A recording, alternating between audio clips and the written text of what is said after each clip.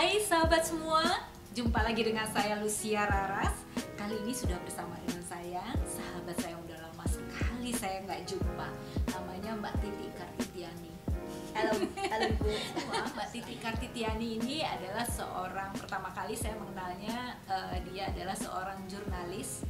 Saya suka sekali karena tulisan-tulisan Mbak Titi Kartitiani ini sangat menyentuh hati. Jadi saya kenal karena dulu Mbak Titi suka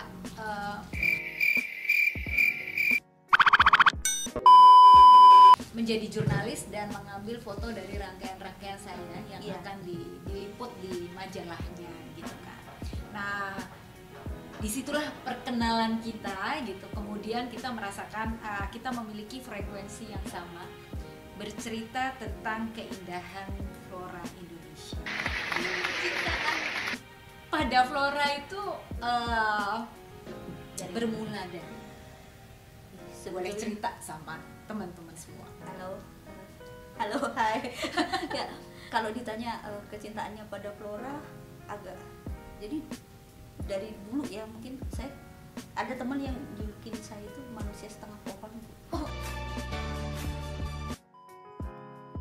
Oke, manusia setengah pohon. Karena gini, waktu saya kecil bapak saya dari pertanian ke lapangan, ibu saya sekolahnya di perkebunan. Jadi saya sangat hijau gitu ya. Terus ketika anak-anak lain pada saat kecil bacanya buku gitu ya, saya bacanya majalah Trubus. Oh no.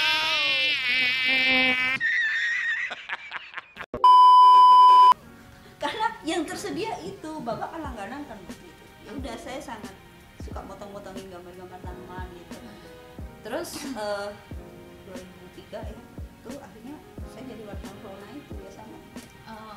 Oh ya, sekolah di pertanian juga. Oh gitu ya. Sahabat semua, jadi Mbak Titi ini ternyata sama dengan saya. Kami sama-sama lulusan sekolah pertanian. Lalu kami lulusan dari pertanian yang nggak bekerja di dunia pertanian gitu ya.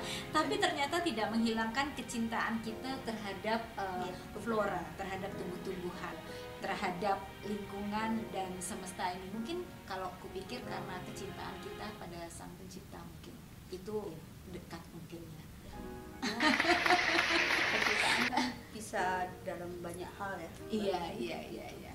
Nah, kadang-kadang saya suka ngobrol dengan Mbak Titi dengan bahasa-bahasa yang aneh.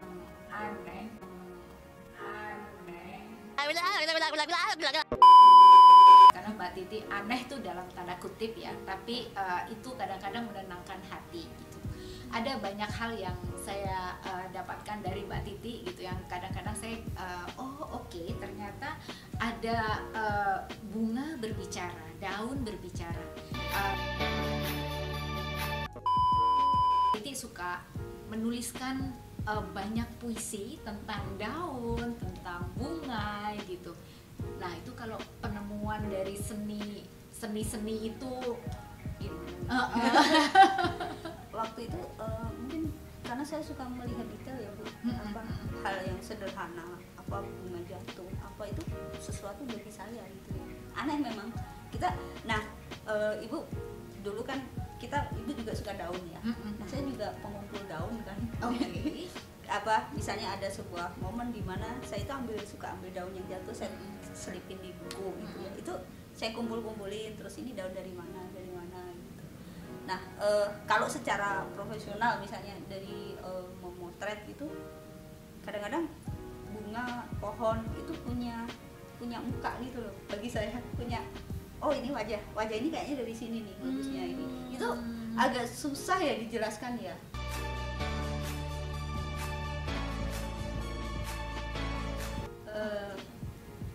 Teori fotografi pun mungkin hanya mempelajari komposisi ya, mungkin kita ya, saya mungkin dari komposisi itu, tapi sebenarnya melihat oh iya ini mukanya ke sini, oh dia menghadap ke sana gitu. Sahabat semua, ternyata dunia fotografi sama seperti dunia seni, merangkai bunga, seni-seni yang lainnya, itu ternyata sebuah bahasa yang ingin diungkapkan oleh si pembuatnya. atau si penciptanya atau siapapun yang membuat karyanya. Seperti saya merangkai bunga, ada bahasa yang ingin saya ungkapkan dalam rangkaian bunga saya. Begitu juga Mbak Titi dengan fotografi gitu ya, ada bahasa yang ingin diungkapkan. Kalau di dunia fotografi sebenarnya bisa diungkapkan bahasa apa aja sih? Kalau secara visual ya Bu, ya pasti kan komposisi, warna itu kan kalau untuk bunga. Tapi sebetulnya kan bukan hanya itu. Ada feel yang itu agak susah diwujudkan ya. Susah diteorikan lah gitu. Iya. Kadang-kadang saya sendiri sebagai perangkai bunga itu benar yang tadi dibilang adalah angle gitu. Nah, karena begitu foto itu jadi rangkaian itu harus berbicara, mengungkapkan si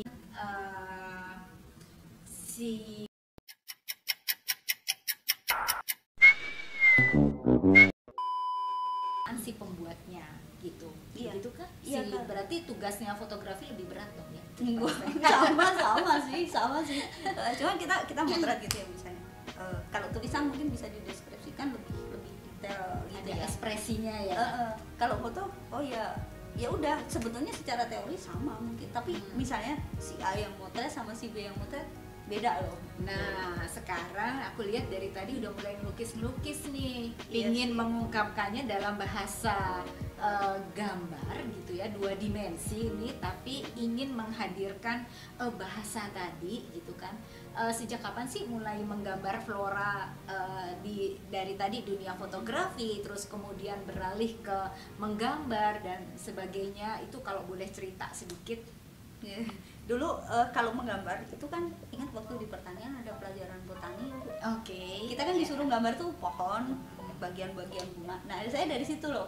Oh, ternyata kok mau gambar bagian-bagian itu detail gitu. Terus dari situ awalnya kan karena tugas ya. Terus oh iya ternyata bisa di kain. Ada temen itu ngenalin cat tekstil ternyata. Dia lukis di kaos kan. Nah, saya mulai dari situ dari kaos. Oke. Sahabat semua penasaran ingin lihat Mbak Titi menggambar di masker, mau menggambar yang sama. Saya mau mencoba merangkai hydrangea dan Mbak Titi akan mencoba menggambar hydrangea diungkapkan dengan bahasa yang berbeda. Saya ingin mengungkapkan hydrangea ini dalam rangkaian bunga saya dan Mbak Titi ingin mengungkapkan bahasa keindahan hydrangea ini ke lukisan tangannya di masker, karena ini sekarang lagi pandemi ya, jadi kita butuh masker, tapi kita semua tadi udah steril ya, udah hand sanitizer semuanya. Saya habis rapid test. Habis rapid test. Oke. Nah, kita ngomong kenapa kita pilih hydrangea, Mbak. Kenapa kamu suka hydrangea, Mbak? Hydrangea karena ini sih kalau saya melihat dari perubahan warna ya. Bunga kan pertama dia untuk satu klaster bunga itu awalnya hijau, terus kemudian dia berubah warna gitu sampai akhirnya dia layu ya. Tapi dalam proses layu itu dia punya warna yang beda-beda gitu. Artinya kalau saya ngelihat agak filosofis, apa sih? Bunga kan biasanya mekar, misalnya warnanya merah gitu ya. Jadi dari mulai merah terus coklat udah selesai. Hortensia atau hydrangea itu setiap fase dalam kehidupannya dia punya warna masing-masing. Artinya setiap usia, setiap detik yang kita temui itu punya warna yang berbeda. Keren banget sih. Itu gimana memaknainya? Iya. Tidak ada yang lebih bagus menurut saya. Sahabat, hortensia ini adalah bahasa dagang sehari-hari yang teman-teman mungkin tahu, tapi bahasa latinnya adalah hydrangea. Tanaman ini seperti yang teman-teman lihat, ini warnanya awalnya hijau, dia akan berubah menjadi pink dulu, terus kemudian beralih ke ungu, baru kemudian coklat gitu ya, dia coklat gitu. Dan hydrangea ini adalah tanaman yang bunga yang dia suka air, tapi kalau kebanyakan air dia busuk gitu. Jadi dia nggak bukan tanaman yang seperti gerbera. Gerbera itu dia tahan tuh tanpa air, boleh puasa dia. Oh, gitu. Kalau dia nggak mau puasa, Karena batangnya nggak sukulen, bukan sukulen sih, apa, berair gitu ya. Iya. Seperti Jadi itu. Iya. Nah itulah kita perlu tahu kalau ngerangkai bunga itu perlu tahu materi kita seperti apa. Meskipun sekarang sudah ada banyak warna yang dimiliki dengan teknologi ini, banyak sekali warna-warna hydrangea ini, dan ungu, biru, pink, iya, merah, bahkan putih seperti itu ya. Nah, ternyata bunga ini tuh ada ceritanya, ada maknanya di macam-macam negara dan macam-macam daerah itu tidak sama. Tahu nggak bahwa ini sebetulnya di Jepang cerita tentang hydrangea ini adalah cerita tentang kaisar yang minta maaf gitu kepada kekasihnya karena sudah melakukan kesalahan, lalu kemudian dia kirimlah bunga hydrangea ini sebagai permintaan maaf. Oh, berarti bunga minta maaf ya? Bunga permintaan maaf. Dan ternyata bunga itu banyak filosofinya, tahu nggak Mbak? Ada banyak bunga dengan banyak filosofi.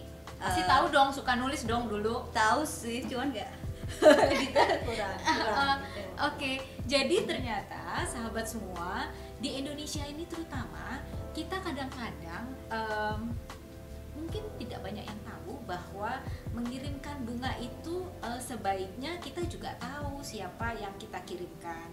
Mungkin ini dengan maksud apa. Nah, itu kadang-kadang karena kebutuhan bunga di Indonesia, kita ini sifatnya ritual, sifatnya masuk dalam budaya kita gitu ya. Maka kebanyakan bunga-bunga yang di dalam ritual dan bunga-bunga yang dikirimkan ini berbeda fungsi. Nah, di Indonesia selain untuk ritual dalam kebudayaan kita, juga bunga-bunga ini biasanya digunakan untuk mewakili kehadiran, terus kemudian ada tuh permintaan maaf kayak gitu ya, salah seperti ini. Gitu. Tapi mungkin di tempat lain bunga ini adalah ungkapan emosional. Misalnya gini, sahabatku baru datang gitu kan dari luar kota, aku kirim bunga gitu. Atau misalnya lagi sakit dikirimin bunga. Oh, kalau itu udah biasa ya, ada yang dikirim bunga karena sakit supaya cepat sembuh dengan harapan semoga cepat sembuh. Tapi ada juga loh bunga untuk hari ayah, hari sekretaris, hari dokter. Iya, Setiap jadi profesi punya setiap hari. profesi punya hari-hari dan itu ada ungkapannya. Atau terus kemudian tidak ada maksud apa-apa tapi saya ingin ketemu seseorang. Jadi saya bawa bunga itu sebagai rasa saya bahagia loh ketemu kamu, jadi saya bawa bunga gitu. Entah kepada siapapun itu ada maksudnya. Jadi kalau pesan bunga bukan lagi aku mau pesan bunga yang harganya ada berapa aja ya. Jadi bukan harga duluan yang ditanyain gitu loh. Buat apa dulu, tapi gitu. buat apa dulu? Saya ingin bawa bunga ini untuk sahabat saya begini. Ada bunga ini enggak? Kenapa? Dia pilih materi bunga itu disesuaikan dengan kebutuhan dia. Jadi kebutuhannya bukan harganya berapa, rangkaian bunganya, tapi lebih kepada jenisnya apa. Terus gitu. pesan yang akan disampaikan karena bunga itu juga sebuah ungkapan perasaan. Sama seperti yang Mbak mau lukis ini, si bunga hydrangea ini juga punya arti selain yang tadi Kaisar adalah ungkapan permintaan maaf, tapi juga ternyata ungkapan cinta, ungkapan ketulusan hati. Makanya di Pulau Jawa ini terkenal dengan pancawarna. Karena di tiap tradisi pernikahan Jawa ini pasti ada, karena dia bunga yang bisa berubah warna. Artinya bukan cintanya terus berubah pindah ke lain hati loh ya. Cintanya berwarna-warni. Tapi ternyata cinta waktu masa pendekatan PDKT pacaran itu beda dengan masa waktu sudah menikah gitu loh. Nah, ini diharapkan cinta yang berubah semakin lama cintanya semakin kuat, berubah menjadi lebih baik. Cinta waktu pacaran tentu saja tidak sama dengan waktu menikah karena banyak sekali suasana yang berubah, ada anak-anak, ada keluarga yang lebih besar lagi, dan itu pasti ungkapan cintanya berubah. Setuju atau setuju? Ya, bagi saya hal-hal yang berkesan itu saya simpan untuk apa? Untuk suatu saat mengingatkan saya kembali di saat-saat khusus. Kali ini piring berbagi saya hadirkan sahabat yang sudah memberi warna dalam